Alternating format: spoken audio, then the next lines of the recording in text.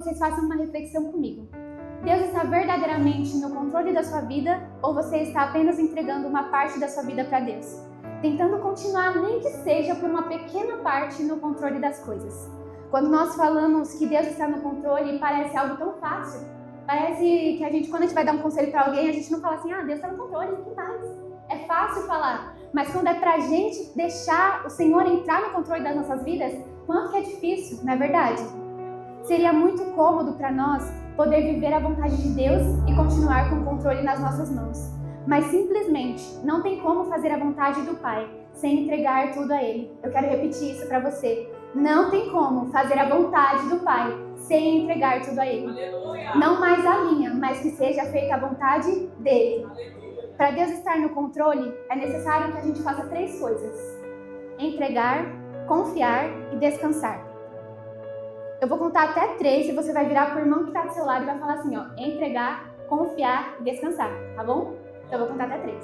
1, 2, 3. Entregar, confiar e descansar. Aleluia! Desde o princípio, o Senhor sempre estava no controle, pois se não fosse Ele, nada do que foi feito se fez. Isso está lá em Colossenses 1,16, que diz assim: pois nele foram criadas todas as coisas, nos céus e na terra, as visíveis e as invisíveis, sejam tronos ou soberanias, poderes ou autoridade.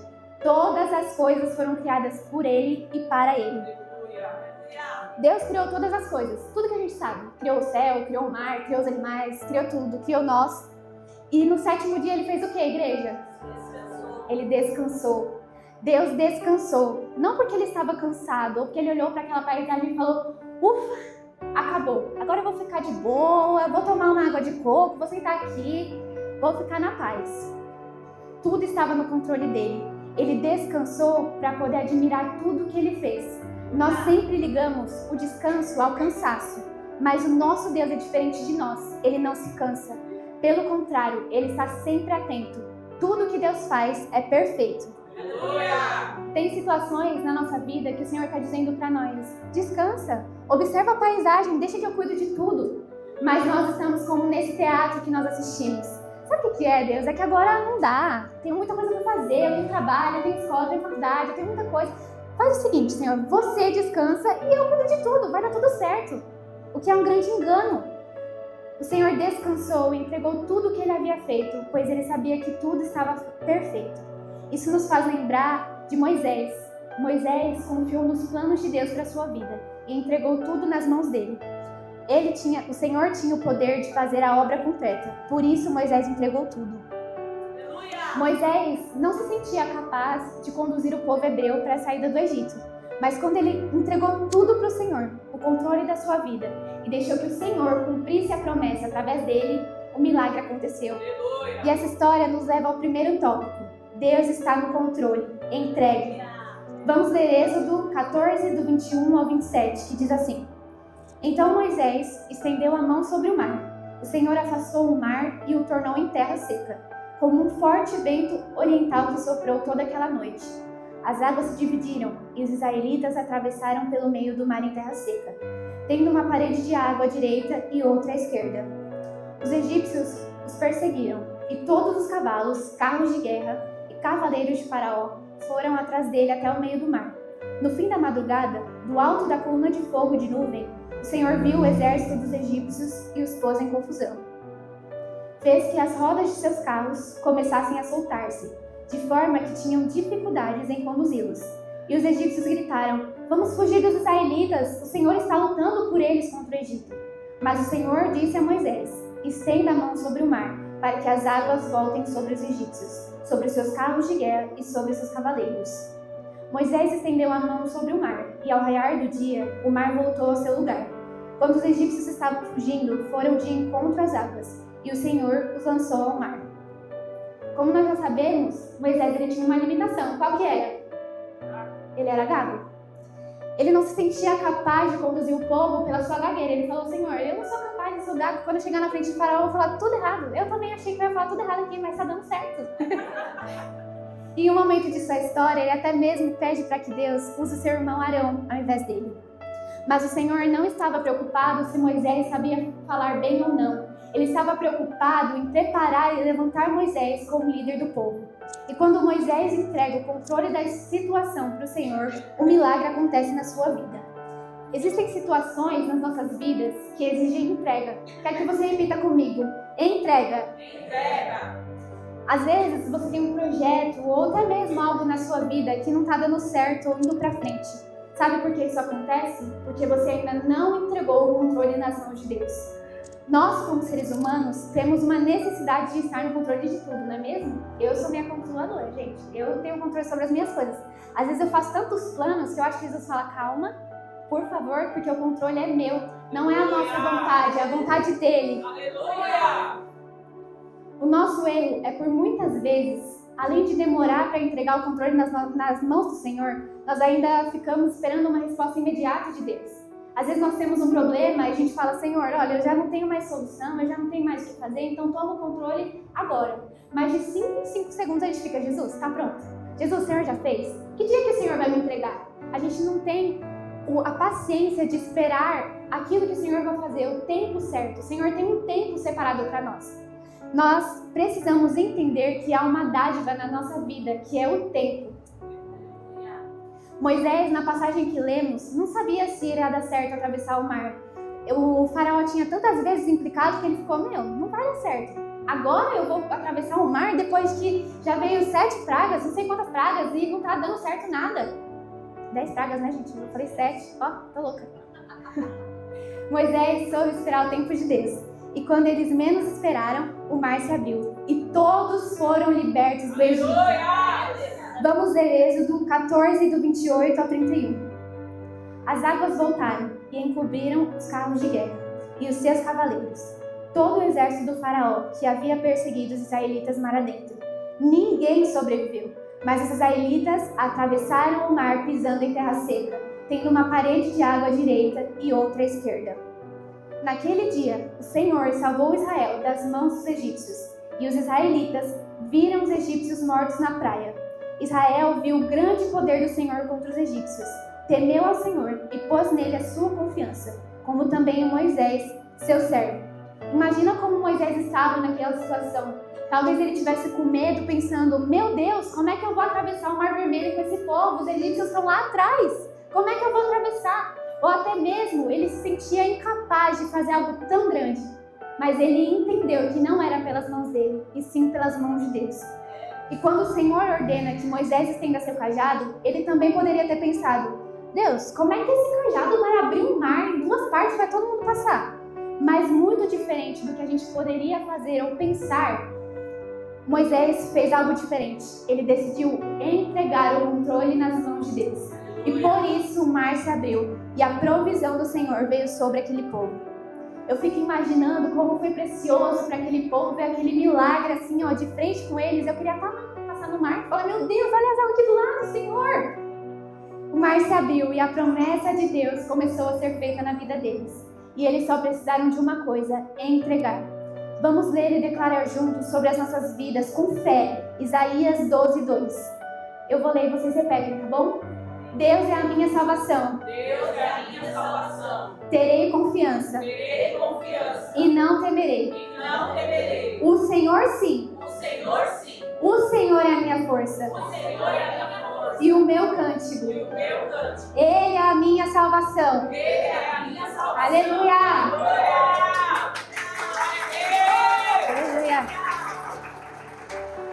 Para entregar o controle nas mãos de Deus, é também necessário confiar. Como lemos em Isaías 2, o Senhor é a nossa confiança. Para quem não sabe, o meu irmãozinho que eu comentei no começo, ele nasceu com algumas dificuldades, né, alguns problemas no parto e ele teve que passar alguns dias na UTI.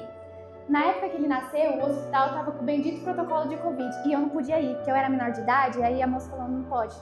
Eu queria muito ver ele. Ele ficou uma semana, não foi, mãe? Ele ficou uma semana lá e eu não podia. A minha mãe ainda tirou uma foto, mas eu falei, sem graça, né? Eu quero pegar ele no colo. Teve até um dia que em uma das visitas só podia entrar os pais. Mas eu fui, porque eu falei assim, não, senhor, a moça vai olhar pra minha cara, ela vai ficar com dó. Vai falar, não, vou deixar ela entrar. Mas ela não deixou, obviamente, né? Mas a esperança é a última que morre. Nesse tempo, eu tive que depositar minha confiança no Senhor. porque eu sabia que não seria pelas minhas mãos, mas seria por Deus, pelo milagre que Ele iria operar. E hoje o milagre está aí, está aprontando todas. Aleluia! Mas antes de confiar, eu também fui lá brigar com Deus. Falei, Senhor, esperei tanto tempo para ter um irmão, aí quando tem a Covid, não é possível. De primeira eu questionei ao Senhor, mas depois eu entendi que eu precisava deixar Ele cuidar de tudo e confiar nele. Graças a Deus o Senhor foi fiel. Isso foi só um exemplo da minha vida, mas na Bíblia também há a história de uma mulher que confiou em Deus, e o seu nome é Esther. Isso nos leva ao segundo tópico, Deus está no controle, entregue. Confie, desculpa gente, coloquei errado. Confie, aqui tá certo. Esther foi uma mulher da Bíblia que confiou no Senhor, mesmo quando as circunstâncias não eram favoráveis a ela. Esther foi escolhida como rainha do Império Persa, em um momento em que os judeus, seu povo, estava vivendo sob o domínio de um governo estrangeiro. Hamã, o oficial do rei, havia tramado a destruição de todos os judeus por pura vingança. Mordecai, primo de Esther, soube do plano maligno e apelou a Esther para que intercedesse junto ao rei. No entanto, não era uma tarefa fácil, pois qualquer pessoa que entrasse na presença do rei daquela época, sem ser convidada, poderia ser condenada à morte. Vamos ler Esther 4:13-17. Mandou dizer-lhe, não pense que pelo fato de estar no palácio do rei, de todos os judeus, só você escapará. Pois se você ficar calada nessa hora, socorro e livramento surgirão de outra parte para os judeus, mas você e sua família de seu pai morrerão. Quem sabe se não foi para um momento como este que você chegou à posição de rainha? Então Esther mandou uma resposta a Mardoqueu. Vá reunir todos os judeus que estão em Suzã e jejuem em meu favor. Não comam nem bebam durante 3 dias e 3 noites. Eu e minhas criadas jejuaremos como vocês. Depois disso, irei ao rei, e ainda que seja contra a lei, se eu tiver que morrer, morrerei. Mardoqueu retirou-se e cumpriu as instruções de Esther. Mordecai ele envia uma mensagem urgente a Esther, lembrando que sua posição como rainha não tiraria a possibilidade de uma destruição aos judeus. Ele a desafiou com as palavras, quem sabe se para tal tempo como este chegaste a este reino? Está lá em Esther 4:14. Mordecai estava convencido de que a providência divina havia colocado Esther naquela posição, e se ela não tomasse uma atitude, Deus levantaria a libertação de outra forma, mas ela e sua família pereceriam. Quando nós confiamos no Senhor, o Senhor tem o controle de tudo. Não há nada que possa destruir aquilo que Ele irá fazer, em nome de Jesus. Aqui nós vemos a fé de Mordecai na soberania de Deus. Após refletir sobre as palavras de Mordecai, Esther tomou uma decisão corajosa. Ela pediu ao povo que jejuasse por 3 dias. E então, mesmo sabendo do risco, ela se dispôs a ir até o rei. Se perecer, pereci. Esther 4:16. Essa frase revela a entrega total de Esther à vontade de Deus. Ela estava disposta a sacrificar a sua própria vida em obediência e amor ao seu povo. A decisão de Esther não foi isenta de medo. Ela sabia que poderia morrer ao entrar na presença do rei sem ser chamada, mas escolheu a fé em vez do medo. Esther confiou que Deus estava no controle de todas as coisas, e essa confiança lhe deu a coragem necessária para agir. Ela não deixou de confiar em Deus. Todas as circunstâncias levavam Esther a desistir, mas o Senhor que estava em seu coração a fez forte e corajosa para ir até o rei e falar com ele.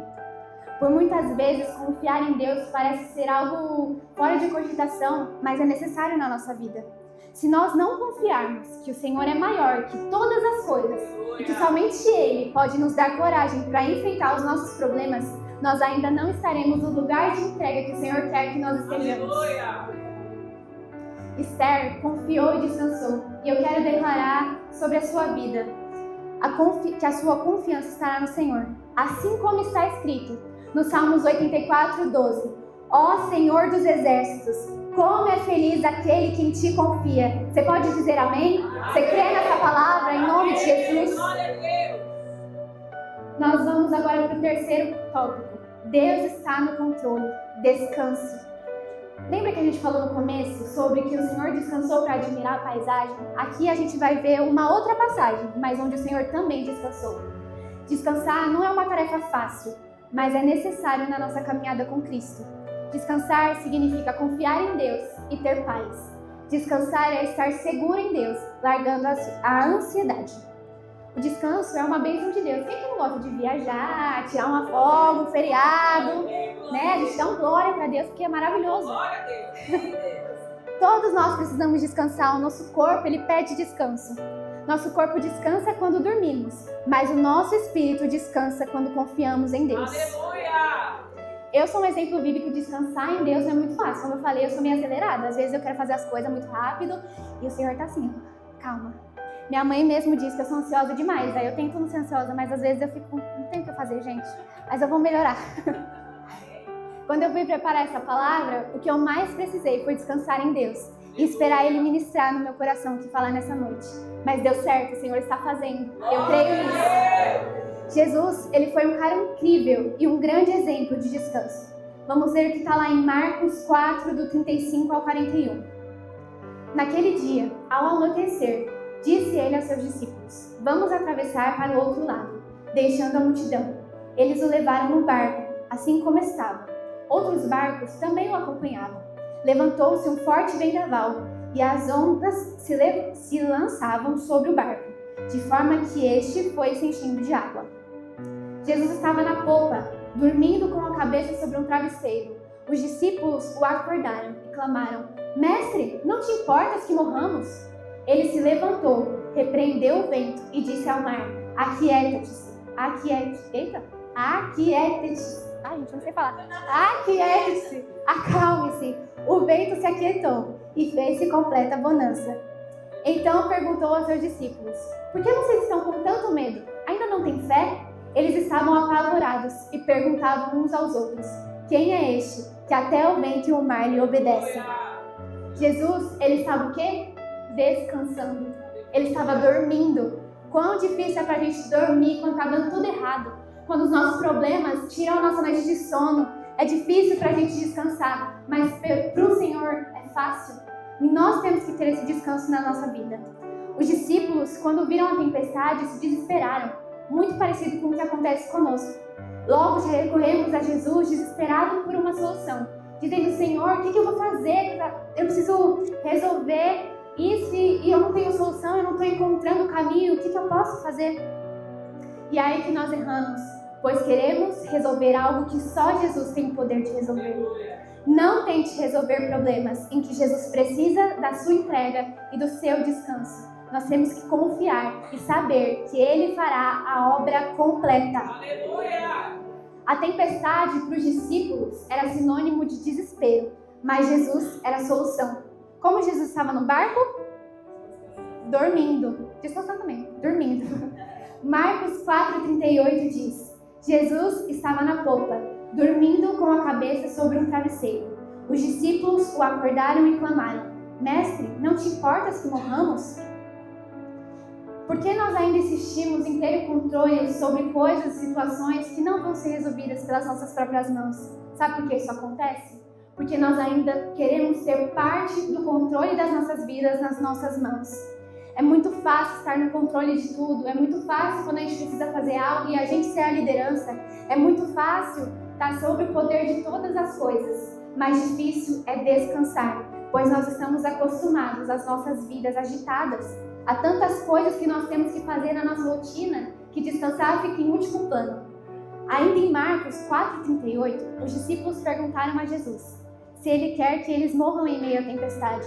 E é claro que o Senhor não queria isso, mas Ele queria que os seus discípulos aprendessem a descansar e entregar o controle para Ele. E é então que Jesus acalma o mar. Marcos 4,39 ao 41 diz: Ele se levantou, repreendeu o vento e disse ao mar: Aquiete-se, acalme-se. O vento se aquietou e fez-se completa bonança. Então perguntou aos seus discípulos: Por que vocês estão com tanto medo? Ainda não têm fé? Eles estavam apavorados e perguntavam uns aos outros: Quem é este que até o vento e o mar lhe obedecem? Quando Jesus acalma o mar, os discípulos entendem que eles só precisavam descansar, porque o Mestre estava no barco. O maravilhoso, o conselheiro, o Deus forte, estava no controle de todas as coisas. Por isso ele descansava. Se Jesus estiver no seu barco, descanse, pois não há tempestade, não há nada que possa tirar ele do controle. Eu quero profetizar sobre a sua vida descanso. Assim como Jesus estava descansando no barco, em meio aos problemas, você vai saber descansar. Mesmo quando tiver tudo certo, vocês vão saber descansar. Em nome de Jesus. Mesmo que as circunstâncias nos digam que não tem como dar certo, vai dar tudo errado, o Senhor te diz nessa noite: descanse, pois eu já estou no controle de tudo. A nossa natureza busca fazer a nossa vontade, acreditando que ela é a melhor para nós. Mas a verdade é que nada pode ser feito. Nada pode ser melhor do que aquilo que o Pai separou para os seus filhos. Pode parecer loucura abrir mão de dinheiro. Quando nós somos jovens, vai ser loucura deixar tudo de lado e seguir a Jesus. Tem gente que vai chegar para você e vai falar: você é louca? Você está na igreja, mas você é adolescente, você tinha que estar em festa. Mas o Senhor te separou nessa noite. O Senhor te trouxe aqui porque Ele tem um plano na sua vida. E não é perca de quem sai na presença de Deus, é dádiva. O Senhor nos separa, o Senhor Ele nos guarda, Ele guarda o nosso coração, porque Ele tem um plano maior do que o nosso. A gente vê as coisas ainda muito superficial, a gente vê as coisas muito para o que está acontecendo agora, mas o Senhor vê o que está acontecendo a longo prazo. Aleluia. Pode parecer loucura abrir mão de dinheiro, segurança, status, mas a verdade é que essas coisas não nos satisfazem de verdade. Pode parecer insanidade correr na contramão do mundo e seguir o Senhor, mas a verdade é que só encontraremos a verdadeira satisfação quando entregarmos tudo ao Pai e passarmos a andar como Jesus andou.